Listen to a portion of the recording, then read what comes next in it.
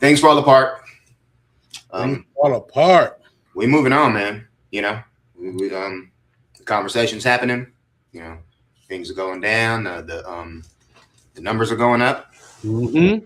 The numbers of the episodes too, man. We haven't hit 10. We're coming up close to 10. You know. Yeah, we're moving. I mean, you know, keeping it consistent. You know, the people enjoy it. They enjoy having conversations about it. You know, we enjoy doing it. You know what I'm saying? So let's keep it going for sure.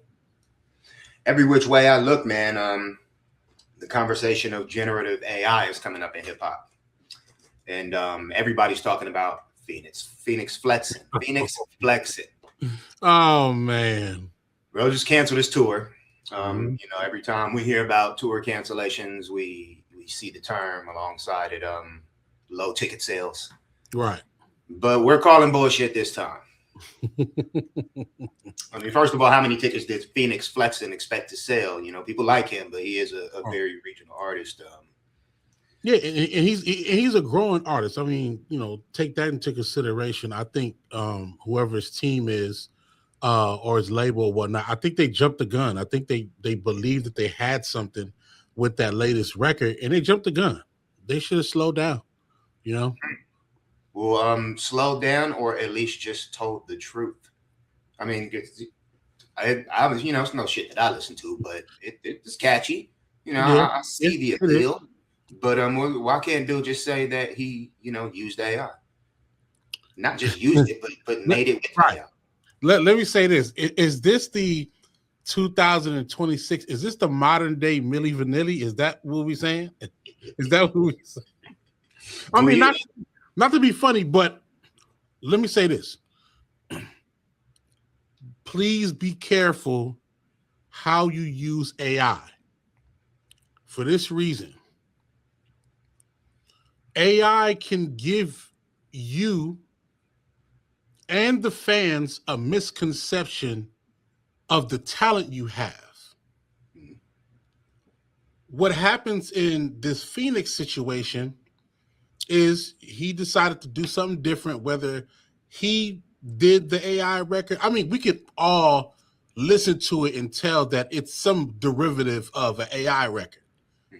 What he didn't do was he didn't chop it up. He didn't like take whatever the idea is, sample it, make it his own. He didn't do that. Right. There are people in the industry, there are creators who use AI to come up with different ideas. It's almost like, whether you feel like it's right or wrong, it's pretty much like AI is giving you some ideas, and when you decide to move forward, you move forward in your own creative way. It's nothing different than an artist putting in a prompt for a certain type of beat to do a song to it, but then he gives it to his producer and say, hey, his actual producer say, hey, make some version of what this beat did on Suno or whatnot.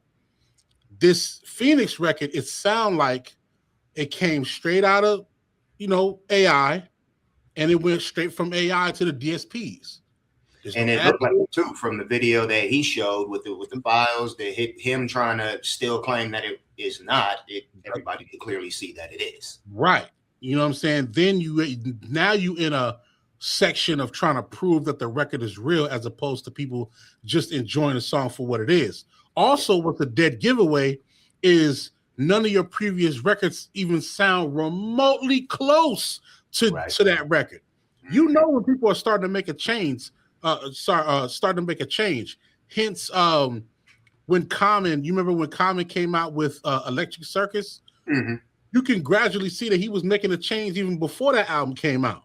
Right. So that's what being an artist is about. It's about the growth and then the change, and then having the fans go along with you on the journey. That's what we missing. That's what AI would give us if we don't pay attention. You know what I'm saying? Jumps of different records that you think is dope, but in actuality, some of the imperfections of a human is what makes the records the records. Right. And also, as much as it gives the audience a false sense and gives your fans a false sense of your talent, it hinders your growth as an artist as well. Right. Relying on AI way too much. Yeah. Yeah, and then also like you didn't even do yourself a service to at least try to. I mean, pretty sure people seen his performances of that record. You can't even perform the record well at all. Right, exactly. Not vocally, you don't have any energy towards like the record performative wise on stage. There's no experience like how it is when you listen to the song. Like you didn't even try to, you know what I mean? You didn't even try. I mean, if it wasn't for the record skipping on Milli Vanilli, we would still probably be enjoying the shit right now. Honestly, I still enjoy it when I hear it. Right. It's Rob is making his rounds too. Rob, he's a talented dude. Like that was a shame what happened to them. It's not like they didn't have talent. It's just that when you rob the people of your growth, of your natural growth, they have the right to say, man, we're not rocking with this. They have the right to not buy the tickets and get your tour canceled because they don't see the growth in it. They heard the record. A lot of people don't even know that Felix is a part of is an artist, a part of Shoreline Mafia. Right. They don't even know that. They think it's a whole nother different cat. So that's what I mean by if they're going by that record, it most definitely is. For sure. But it's like the non-growth is going to get you in that situation every time. I mean, even in our, let's call it the golden days, even in our golden days of music and hip hop, the artists that we love the most are the artists that we can grow with, that we can see their growth in records. We can see their growth in their journey as we go. That still needs to apply to the music now. Still needs to apply. You know what I mean? So, I mean, I would love to see him. I would love to see some behind the scenes footage of him performing the song, like actually making the song in the studio.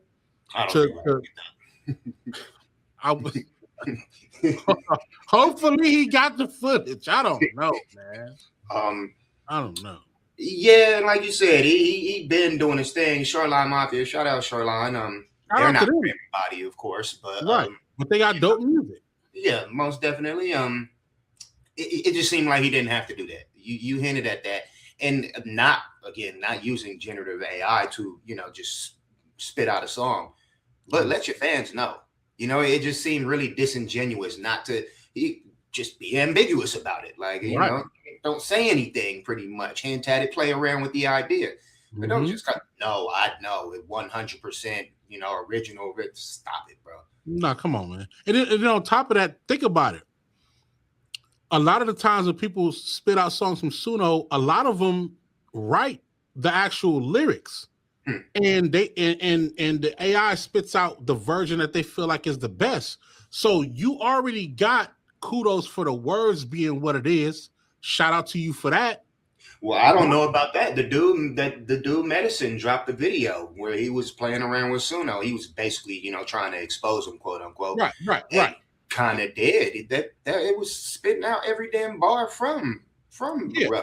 What I'm saying is you have the option to. You don't have to, but a lot of times they're because I've heard some AI records where there's songwriters making these songs and their common ideas like, I don't sing or I don't rap, but I do songwrite. So let me put my lyrics in here, put a prompt, and let me at least get a demo to play around with for whatever reason. There are people who do that, which is a good thing. But I don't think those same people go as far to say, I'm not going to be transparent with this song being AI. I'm going to let them know, yeah, this is an AI record, and I'm a songwriter. So I didn't have anybody to demo it, so this is my version. And or there are people who use AI to demo records for somebody else to actually officially sing. You know what I'm saying? You got to know how to use AI, and you have to be careful about how you use it. And then the other side is, there's certain platforms in AI where the copyrights and the ownerships, all of that stuff is shaky. These things are still being worked out as it goes. So 1 week, the site will send you an update and say, you might not own everything that you put up or you put on your AI platform, and then the next week they'd be like, oh, everything's good. Like you got to be careful, right, man.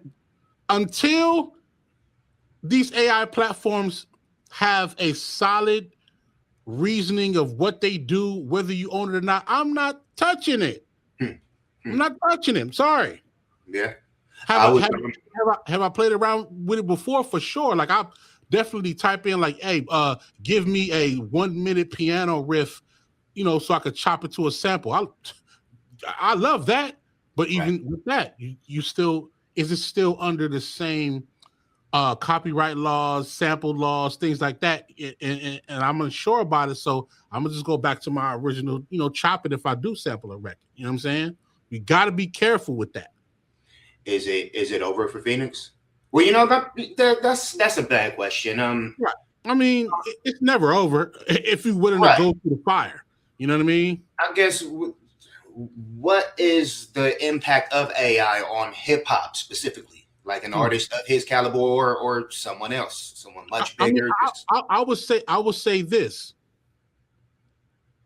Somebody like Fenix and Fenix himself, if you are deciding to make these type of AI records, do yourself a favor and try to recut the record. Use your voice. Use your producers around you. If you're getting good ideas, because I mean, the one thing that you know for sure is that the record worked. Yeah. People liked the record. It ain't like they didn't like it, so we can't not say that it wasn't a record that could have been successful. Maybe the backlash stops it from being, or maybe it just continues to be a good record. But try to recut the record. Try to get those ideas and recut it with your producers and your engineers to where you could develop that type of a flavor or style that you could call it yours. Hey, fans, I fucked up on the first record, but I'm working hard at developing that type of style because I like records like that. It's fun. It's energetic. It takes me away from what I usually do with Shoreline Mafia. I want to give it a real shot. Fuck with me. And I think the fans understand that. Hey, man, you threw out the AI joint. You fucked up the first time. But now you are really developing this style and this craft, and we fuck with you. You know what I'm saying? Yeah, and I think that goes more for the general audience because anybody who was a Shoreline Mafia fan is not going to jump off the board or off the bandwagon just because it is. Right. So, right. Yeah. So Local Astronauts does not professionally involve AI or incorporate it into the workflow. We got too many dope musicians. We got too many dope writers. Right. We got too many dope singers and vocalists that they really do this. They really do this for real. As a producer who's been doing your thing, it's turning into an interview right here. How do you know when something's AI when you hear it? You've been doing music at a high level for a long time. Because you got to remember this, that AI only takes from what's been displayed already. So when you listen to certain vocals, like one thing's for sure is that when you listen to an AI record, a lot of times they're going to put in harmonies that sound like certain artists. They're going to sound like a Kehlani. They're going to sound like a Summer Walker. It's going to sound like the new age modern type of R&B. When you type, let's say if you type in something that's old school or whatnot, it's going to give you a ad lib or a riff or a harmony or a style of singing that you've heard before already. You could automatically identify, this is a Marvin Gaye run, or this is a Whitney Houston run. It's going to give you what's out already. Right. The best part about human beings is that you actually get to do something that might sound crazy to somebody, but it might just work. It might just work. AI is not going to give you no super difficult harmonies. They're not going to give you no extra vibrato that you've never heard before. And the vocals are going to be super clean. When you listen to AI, it's going to have a level of reverb, a level of compression that's going to be across the board, sounding the same way. You know what I mean? And for me, doing sound design, I love to make someone's vocals uniquely to them. It's not like yeah, you start from a template sometimes, but everybody's vocal don't have to sound with the same reverb, with the same delay, with the same, texture. Right. That's what makes a record unique. And you know what the crazy thing? You know the one good thing that AI is doing? AI is allowing the real artists and the real creators and the real human beings to stand out in front. If you got some real shit, like some real music that people love, the uniqueness, like for instance, Rhapsody Apple Juice. She just started singing. I just did a reaction video to it. Go check it out. But when you listen to that song, when she's singing, she's not doing those super runs or whatever. She's singing her record from her creative perspective, and it sounds beautiful. It's allowing the artists that have true talent, that want to truly explore, because that's the thing as well. Exploring your other elements of what you have. It's allowing that to stand out, and all of that superficial shit that, we're just gonna do this style to just get some numbers, or just get all that shit getting pushed to the back. I still can't wait to hear what it's gonna be for the DLC and for Beanie Siegel. I still can't wait to see what AI is gonna. Right. Now that's an exception. Right. You lose. But, they're not going to be generating anything but voice apparently. Right. Like, it's just going to be assisting with the voice, because Bean still got bars. Of course, DLC wrote for everybody. Those are definitely special cases. We loved DOC's voice and how he approached music. We loved Benny Siegel's voice and how he approached music. Due to circumstances in life, they're not able to continue the same way. But they're still excellent writers, and if they can craft their voice and then put a prompt in with the lyrics how to deliver it like them, I'm all for it. Right. But also at the same time, that part of AI is the creative part of AI that can help the artists do what they do best, and not what's just out there. You feel what I'm saying? Absolutely. Being or DOC or artists like that, they're not trying to find a Jay-Z voice and then put their lyrics to a Jay-Z voice. They're not trying to put their lyrics to a Kehlani or something like that. They're trying to duplicate their own voice for their own rightful reasons to continue in hip hop. I'm with that for sure. I'm not saying the AI is a bad thing. I'm saying again, be careful how you use AI. Right, because it could make your career fall apart. Yep, or get your tour canceled. Fall apart. Yeah, tours fall apart too. You fall apart. Yeah, I do the same. I play around with it a little bit. I like to generate logos with AI. Right. It's fun. Like, I just do it when I'm sitting waiting for something to render or whatever. Right. And, I've tried to use it for YouTube scripts. Scratch that. I've absolutely used it for a couple faceless videos. Yeah, for a couple channels here and there, like over the past few years. But I tried to use it for my own stuff, and I'm just it just gives me back, like the prompts I'm giving it. It just gives me back exactly what I'm asking it for, exactly what I'm telling it. Like, right. Hey, well, what the hell am I even using? What the fuck is this for? Like, I might as well just keep on writing. Like. Right. The crazy part about that, because, I like the way, first thing, let me say this. I like the way certain directors and videographers are using certain parts of AI to enhance their music videos. I like that. Yeah. I agree with that, because they don't use a lot of the clip. They use a little bit of the clip, quick little 2 seconds, 3 seconds, and they move on. I like that, because when it comes to, let's say, like, you're doing a music video with like you're doing a music video, you're talking about luxury. Obviously, back in the days, they used to have to get a budget to go buy the cars or go buy the planes and stuff like that. I get that. But if you can creatively use AI to explain what you're saying in this particular line, I'm okay with that. Especially if you're doing a line where you like, yo, I'm the king of the jungle, like a whatever, and you using the AI to to emphasize that lyric, I'm okay with that. What I'm not okay with, and these are my own rules. What I don't like is that people use AI to, like you said, do the same things you can do normally. Right. Like, dude, you use an AI so you could put on a suit. Dude, go get a suit. You know what I'm saying? Like, dude, what are you doing? That's what I mean. Like, use it for a creative purpose. If you making a horror film, I get it. If you're trying to make some Spider-Man type shit, I get it. You know what I'm saying? Expand your horizons. Don't have your creativity this small, but you want to put all these prompts in to make AI do all of these things for just such a small idea. You know what I mean? Use it for a real reason. You know, that's what I think. Got you, man. Intermission time.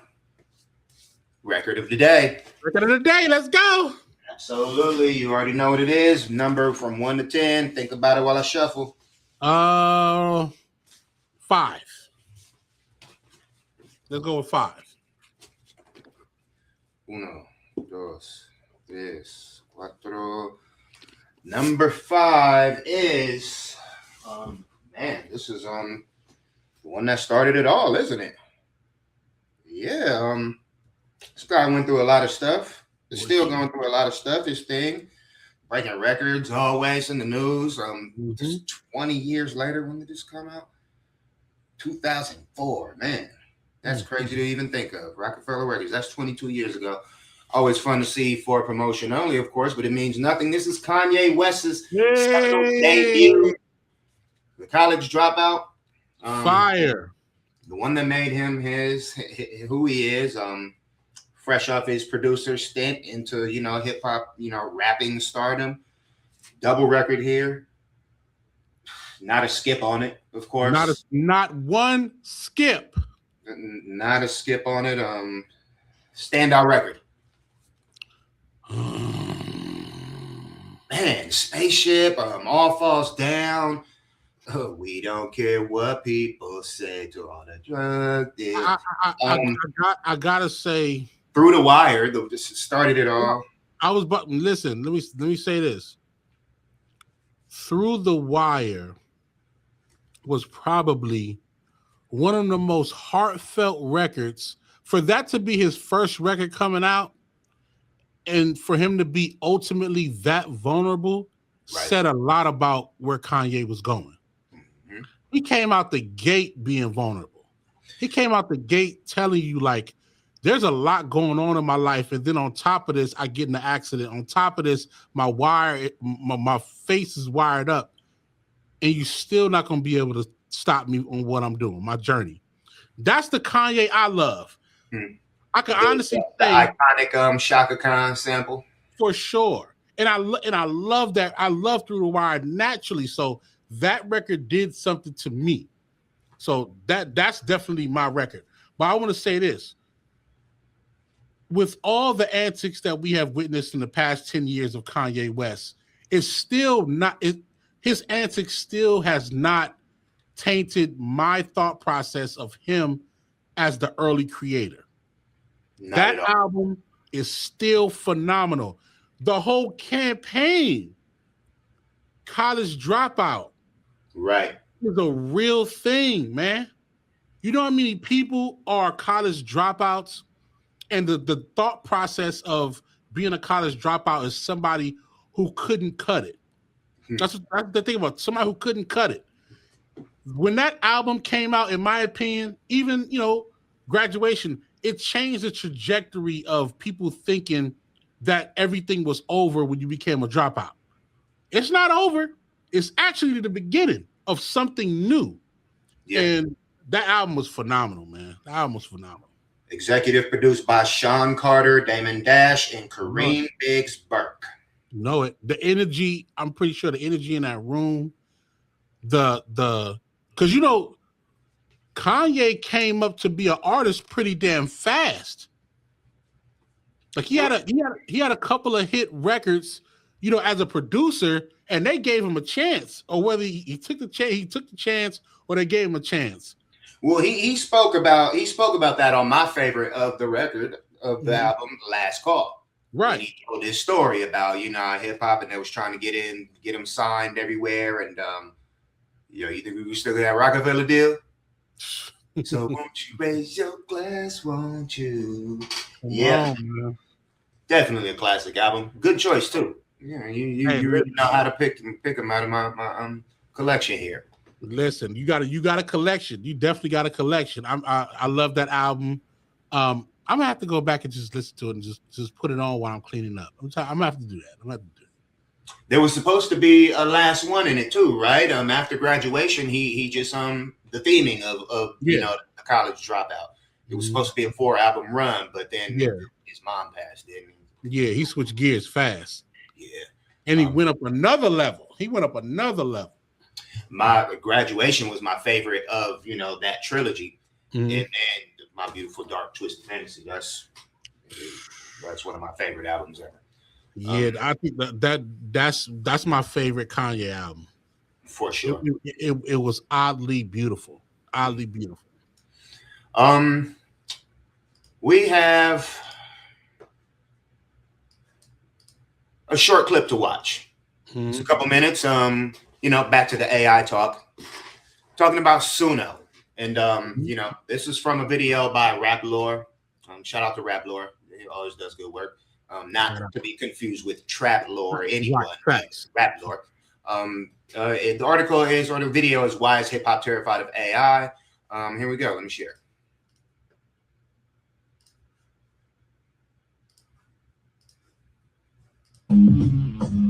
The second rude awakening in the industry from AI came on December 20th of 2023 when the first iteration of Suno AI dropped. For anyone who doesn't know, Suno is a generative AI music creation platform developed by Suno Inc. The platform lets users create original songs, vocals, and beats by simply just writing text prompts on its interface. Now, for obvious reasons, lots of musicians are not fans of Suno. Countless artists and producers have spent years to decades honing their craft day in and day out just to have an AI platform swoop in and compete in the same space they exist in. It rubbed them the wrong way, just a little bit. But regardless of the backlash, Suno and similar platforms like Musicfy, Beethoven, and Udio have become massively popular, with Suno alone having 25 million users and 5 million active subscribers. And for context, before these apps came out, about 100,000 songs were uploaded to Spotify every single day. With Suno having 5 million monthly users, if each person generated and uploaded just one song per month,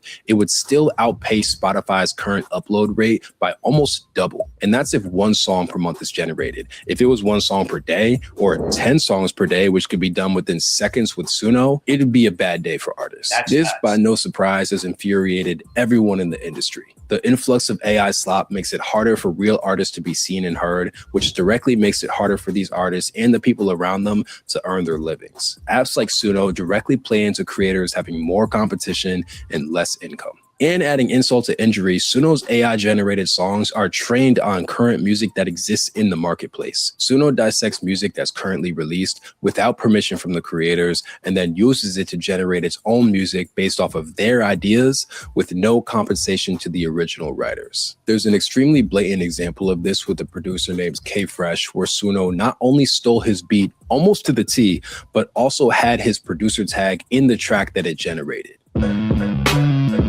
Right.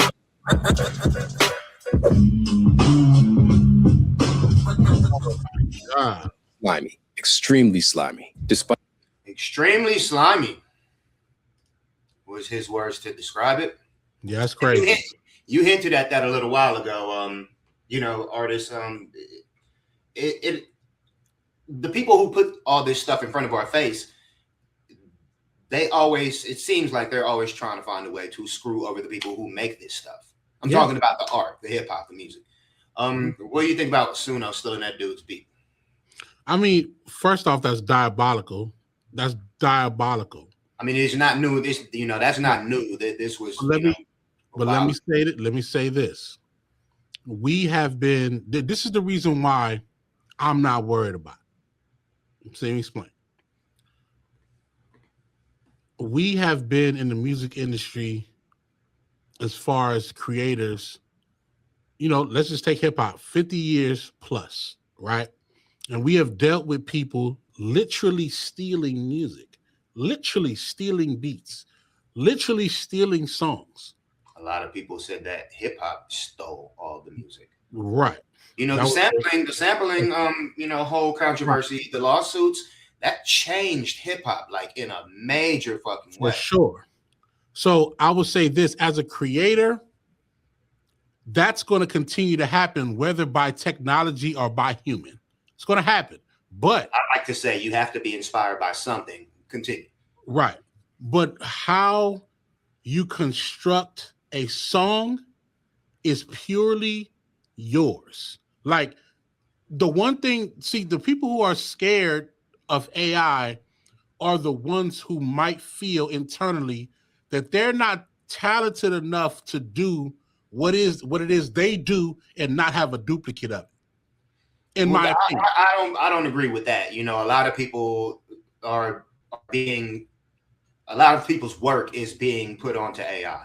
Right. And but they are being cut out of, their part of the music business. I agree. But at the same time, it's like what you put out, they're going to study what you put out for sure. But can we honestly say that these AI records have surpassed original records that's been out? Like is there a version of an AI not like us? Is there a version of an AI with all my scamming? Is there a version of that that's popular? I can't think of one. We ain't seen that. And I check out AI music. I'll be in a lot of these music reviews, so I hear a lot of it. So what I'm saying is, it's just like when somebody decides to steal your song. Your song is in your hard drive. You ain't put the song out. The song is fire. Somebody go in and put a flash drive in, take your song, and then they go make millions with it. You didn't put the record out. First off, you didn't protect your music by whatever it is in the computer or whatever, however you did it. But then on top of that, you still didn't put it out. It's nothing different, in my opinion, than, like what Pharrell said, we are all picking from heaven's library. What you don't put out, somebody else will. I'm not condoning stealing at all. That's not what I'm saying. But what I'm saying is, but what I'm saying is, the artists who are the ultimately creative, you got to start putting your music out and start taking your music ultimately seriously, from a protection standpoint, from a campaign standpoint, from every level. It's going to make it should, I'm not saying it is, but it should make the artists who's serious about their shit be even more serious about being out there, doing more shows, doing more private settings, making sure that AI can't duplicate your run or your style. That's going to make, you be out the game. Because I don't see, and I could be wrong, I don't see nobody doing an AI country record and sell more or perform more than an actual country artist. I don't see. Yeah, it's country records that's out there that's AI. I don't see them getting on a stage like Shabuzi and Molly and Cyrus, and I don't see an AI record overlapping that. Do you see a hip hop record doing that? No. Do you see an R&B record doing that? At the end of the day, R&B maybe, but at the end of the day, when we like a record, when we like a song or a record or an artist, what do? We go find that artist or that record or that song. We go to the shows and perform it. We're watching the BTS do the things AI can't do. AI can't do BTS. They can't do behind the scenes. They can't pick up a phone and do this and say, hey, this is my man's right here from Philly. This is my man's right here from Toronto. We all linked up. We in the studio over here in Cali. We doing our thing. Check us out. AI can't do that. All they can do is put out the final product. That seems, great answer. It's definitely, it wasn't a question, but good insight. That's probably the main way as an artist that they should be preventing this type of stuff. And I want to ask you, I do want to ask you a question after we share this last one, kind of leading into the same thing. This is from our guy, Open Mike Eagle. Yeah. Shout out, Mike. Shout out to Open Mike, yo. Mm-hmm. Here we go. Its expanded music investigation converts previously opaque databases into a searchable public tool, giving artists, labels, and legal teams empirical evidence of which specific works have been ingested by AI systems. The tool is free to use and publicly accessible on the Atlantic's website. Shout out to the Atlantic for doing something for human beings. Not to cut you off, Mike, but the name of this article, the name of this video is 184 of my songs in one random dumb YouTube video were used to train AI. Just, for some reference. And this clip is just a bit longer than the last one. Right. 4 data sets at the center of the investigation. The watchdog identified 4 data sets circulating among AI developers. The largest is Leon Disco 12M, compiled by German AI nonprofit LAION, which contains approximately 12.6 million songs. The second data set, Sleeping Disco 9, that was the one that used 184 of my songs, was assembled by the Sleeping AI Research Collective and contains around 9 million tracks scraped from popular commercial music. It was published on Hugging Face, the website Hugging Face. What if you could make a song using only your voice? That time, come on, for real. I obviously don't pay for YouTube. Hey, I don't either. Critical technical detail uncovered in the investigation is that 3 of the 4 data sets function not as audio libraries, but as structured pointer systems.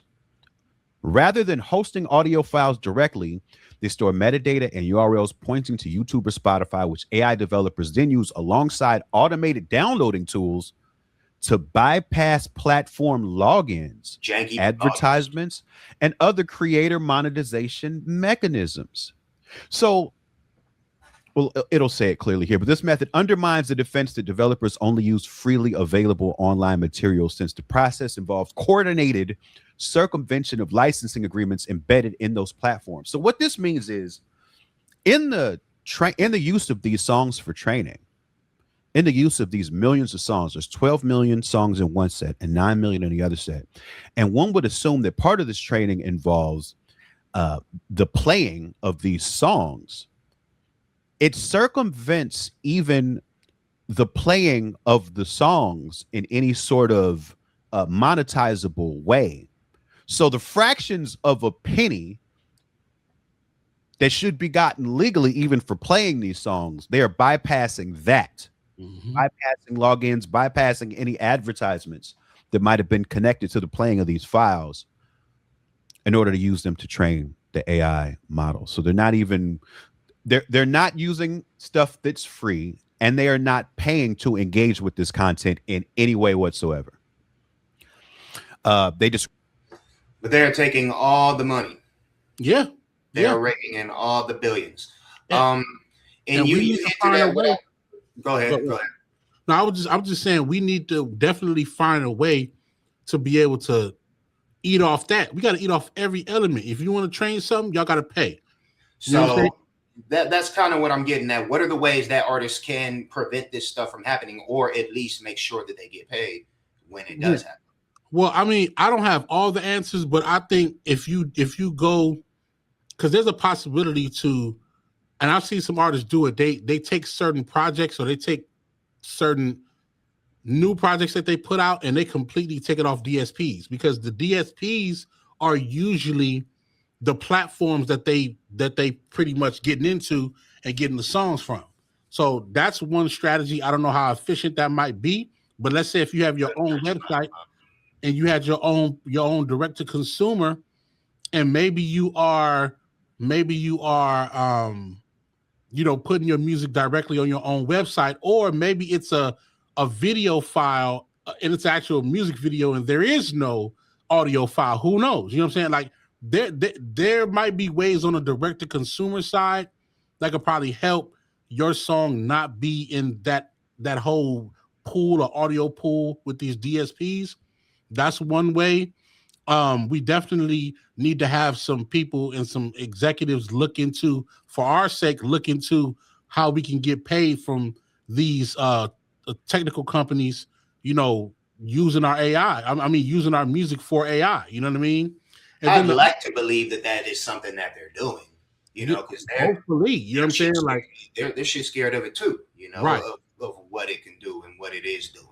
Right, and then also another way, which you know, it might be a longer way, but you know, less music, more experience. You know what I'm saying? Like yeah, you're putting out, you have an album, but maybe your entire album is not for sale. Maybe you're selling the experience.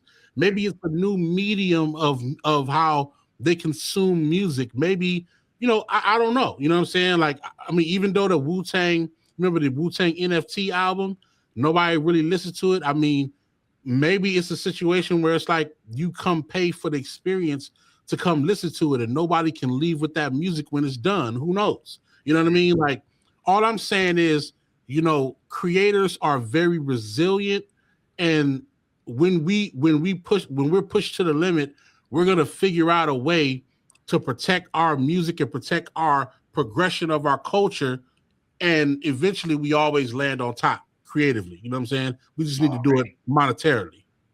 Already. Well said. And shout out to you creators. You know, this AI thing, it is crazy. It's scary for sure.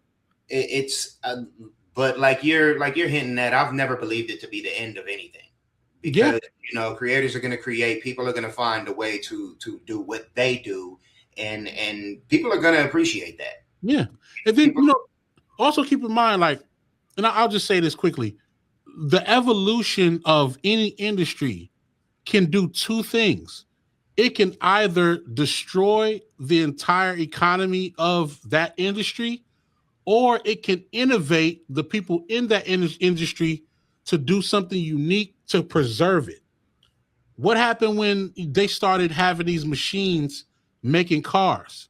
All of the, you know, for some years, you know, a lot of the people who were working at General Motors and all these different car companies, they were losing jobs.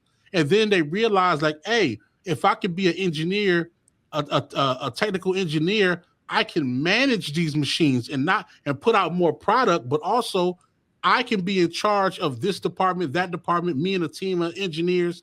There's ways to do this. There's ways to get it done. You know what I'm saying? Like, to where that also comes at the cost of, you know, major consolidation and everybody in the music business losing their jobs. That's kind of, you know, we've been hinting at that. And like you said, I know you don't have all the answers. So shout out Justin. We're gonna figure it out. We definitely gonna figure it out. That's right. One thing we're not gonna do, we're not gonna stop the music. You can't stop the music. You gotta keep the music. Please don't stop the studio and turn off the music. You gotta keep the music. Shout out to Jay-Z. That's, you know, that's one thing that is not gonna fall apart. The music. Mm-hmm. If there's one thing that we can point out in this thing of ours, me and you, Rob, things fall apart. The music's not gonna fall apart. Fact. And that's one of the reasons why we started this.